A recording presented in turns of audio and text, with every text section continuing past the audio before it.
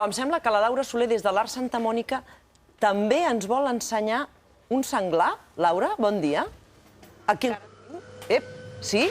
Hola, Helena, bon Laura. dia. Doncs sí, és aquest senglar que esteu veient, ja que avui la denúncia parlava de porcs senglars, ens ha semblat començar aquesta connexió ensenyant aquest porc senglar que forma part d'aquesta mostra antològica, d'aquesta exposició de l'artista Marcel·lí Antúnez. És una exposició que recull tota la seva obra dels últims 20 anys, més de 20 anys, on es mostren els artefactes que ha construït durant tots aquests anys, dibuixos, també hi ha moltes performances i hi ha moltes altres activitats que us anirem descobrint mica en mica, perquè és una exposició on no tan sols es pot tocar, o sigui, es pot tocar, per exemple, estic tocant el cap d'aquest senglar, que en el seu dia no sé si va provocar algun accident o no, però ara mateix està molt quiet, puc tocar, puc trepitjar i passen coses quan trepitjo, com per exemple trepitjo aquest giny d'aquí i es mou, és un giny que en el seu dia també ha format part d'espectacles.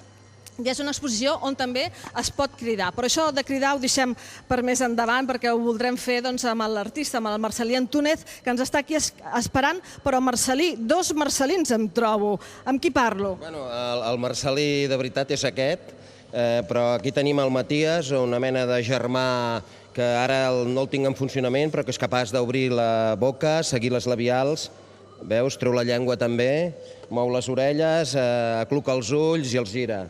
És part d'aquesta peça que és Matías i la llanterna mental. Aquí pots veure com les meves idees es projecten a través d'aquest casc i es fan visibles i jo mateix controlo en les meves performances, en les meves accions, en els meus espectacles directament amb el meu propi cos. Sí, Marcel·lí, dèiem que és una exposició que recull aquest treball teu dels últims 20 anys. T'ha costat molt escollir què hi portaves en aquesta exposició? He fet una selecció d'aquells objectes que són representatius tant pel que fa al procés de creació, en aquest cas els dibuixos, els dispositius, ginys o mecanismes que es poden veure en aquesta sala, que estan instal·lats en aquesta nova forma, amb vídeos i en moviment, i que provenen dels meus espectacles. Són 20 anys de feina, hi trobem des de l'Epizó, que podrem veure aquest divendres en format actuant, fins al Matías, que acabem de veure, són aquests 20 anys de treball, i a més el públic pot participar. Sí, ara ho veurem com participa el públic. A més, Marcel·lí, ets molt conegut per aquestes performances, per ser un artista a vegades també potser una mica amb un esperit rebel i provocador, i també perquè al començament vas ser fundador de la Fura dels Baus, no? Sí, així va ser, i a més ho vam fer, tot i que els tres fundadors, el Carles Padrissa, el Pere Tantinyà i jo mateix som de Moià, l'origen del grup va ser justament molt a prop de l'Art Santa Mònica, aquí al carrer Art del Teatre, l'any 1979.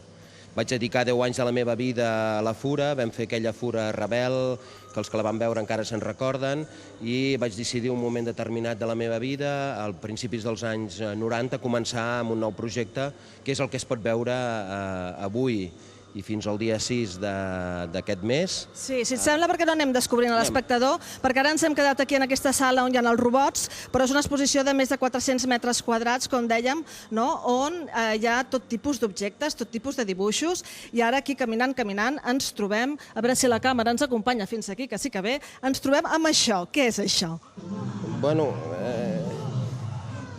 Això és un alfabet d'emocions, ara tindrà pessigolles, veus? Ara li farà mal.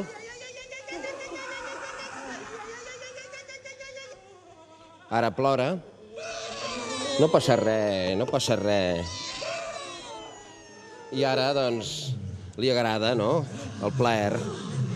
Aleshores, aquesta columna es va fer amb el desig de traslladar tot aquest... L'any 1999, està aquí rebent el públic.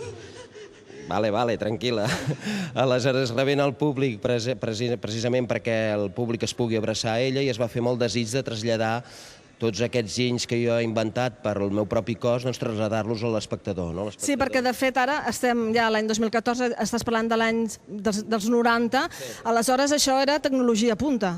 Sí, vam ser uns pioners. no només a casa nostra, sinó a tot el món. De fet, aquest és un treball que s'ha pogut veure al Japó, al Brasil, al Canadà, als Estats Units i per tota Europa. Vol dir que, inclús alguns països de l'Àfrica, com Egipte i el Marroc, vol dir que és una feina que des del primer moment es va entendre que estàvem parlant de quelcom nou, d'una cosa que havia de funcionar en un paradigma que s'estava inventant, amb un llenguatge que s'estava inventant en aquell moment.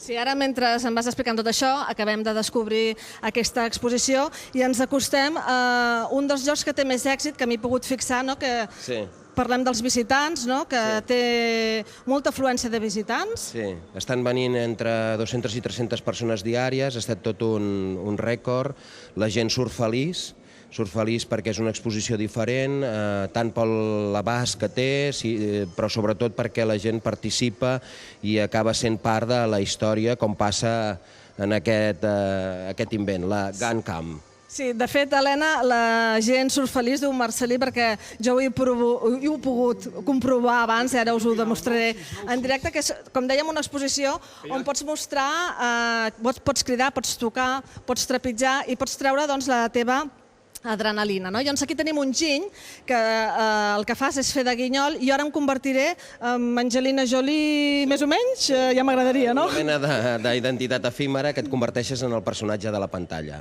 Som-hi. Què és el que he de fer? Explica-ho a l'espectador. El que has de fer és posar la cara dins d'aquest cercle, ficar-la dins i quan s'encén la llum fer un crit. A veure què passa. A veure què passa. Aquí tenim. Ah, mira, ja apareixo. Ara m'hi fico jo, val? Laura, impressionant. Moltes gràcies, Laura Soler. Ja apareixes tu, llavors ens hem convertit en que l'espectador és el protagonista de l'espectacle. Sí, l'espectador és el protagonista, jo m'acabo de convertir en aquesta mona i a més d'aquesta metamembrana, d'aquest guinyol, hi ha moltíssimes coses més que es poden estar veient en aquesta exposició. Com és que m'he quedat allà parada que no faig res, no agafo el garrot ni res? Entro de nou,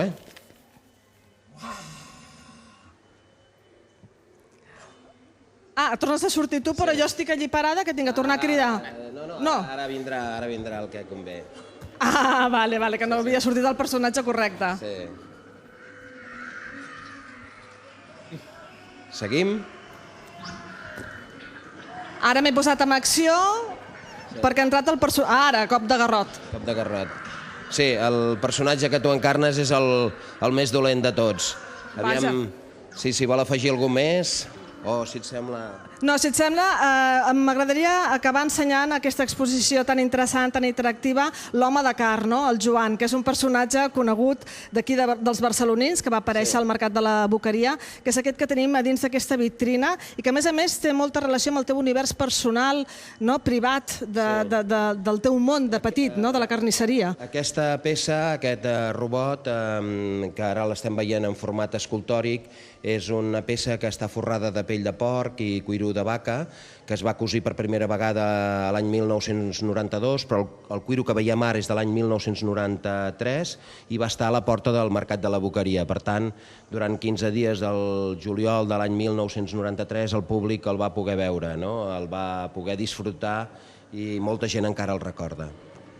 Molt bé, doncs moltes gràcies. Helena, hem pogut fer un petit tast d'aquest univers personal de Marcel·lí Antúnez, aquest artista polifacètic, que el que busca sempre és provocar l'espectador i crec que ho aconsegueix. I tant que sí, vosaltres mateixos acabeu de provocar ara mateix amb aquest joc interactiu. Serà interessant de veure aquesta exposició.